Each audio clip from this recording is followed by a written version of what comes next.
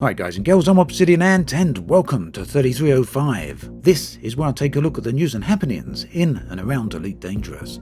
This week, Nvidia released Elite Dangerous compatible graphic filters, a new cosmetic reward in the game causes some problems, and the Grand Expedition gets underway.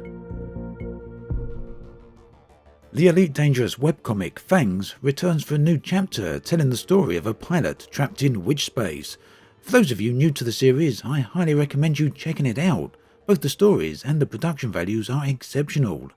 You can see a sample of the comic on the screen right now. Fangs remains a long-running series that began life a number of years ago, and if you haven't done so already, do take a look at all the previous chapters. Everything you need for this can be found in the video description below. If you've ever wanted to modify Elite Dangerous's graphics, particularly with ReShade, and you also happen to have an Nvidia graphics card, then you are in luck. The latest drivers from Nvidia introduce a new filters feature that allows you to apply ReShade filters to all supported games. Fortunately then, Elite is one of these supported games. Using the filters is extremely easy. Once you've installed them, simply press Alt and F3 on your keyboard to access the filters list. You can then add filters as you desire. Each one will have a different impact upon the game. One great filter is a colorblind mod. Now I'm not sure how effective this will actually be, but seeing as Elite lacks any inbuilt colorblind options, this Nvidia filter could well be worth a try. All of the other filters affect the visuals of the games in a variety of ways and include a whole ton of options.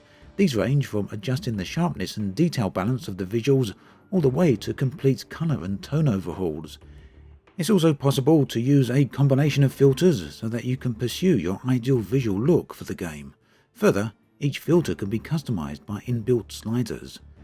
In short then, the new Nvidia drivers make it super easy to customize the graphics of Elite, and in many ways this allows for some pretty significant visual improvements. The latest driver is version 441.08 and can be found on the Nvidia website.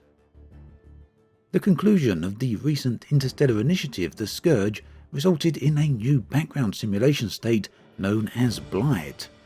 As per the story that unfolded during the Scourge initiative, Blight affects food crops, and therefore creates a huge economic impact upon affected factions within any specific star system.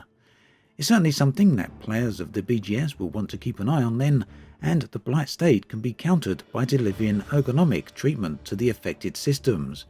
If the state isn't successfully treated, the systems will eventually descend into a state of famine. System states can be viewed on the status panel as well as from the galactic map. With the end of the Interstellar Initiative, a new reward has been issued to players who got involved, and this comes in the form of a new cosmetic reward that you can see on the screen right here. And personally, I feel that cosmetic rewards are always a great thing to see within the game. Unfortunately though, this particular one was slightly broken, and players who had it fitted to their ship soon found that it would cause the game to crash when docking at specific stations. Frontier were pretty quick to identify this issue and had to temporarily remove the reward from the game. There's no word yet on when it will return, but Frontier have stated that they will keep players up to date on this issue. Commander Fridge is back again with a new ship interior layout video. This time they take a look at the Viper Mark III.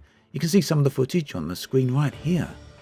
The premise of these videos then is to determine the internal structure of the ships found within Elite Dangerous, and clearly there's a good amount of speculation involved in this.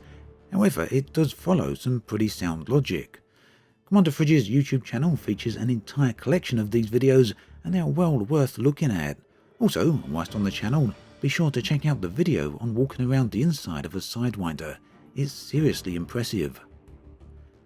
The Grand Expedition is set to head off tonight on its third Great Expedition. They will be heading out at 8 PM UTC from their departure system listed on the screen right here, and the journey is set to be around 82,000 light years, so it's a pretty long one. However, exploration expeditions are always a lot of fun, so if you haven't joined up already and you're still interested, there's time for you to catch up with the expedition before they get too far out. All the details you need can be found in the video description. That then brings us to an end of this episode of 3305. As always, thanks for watching, and I'll catch you guys and girls next time.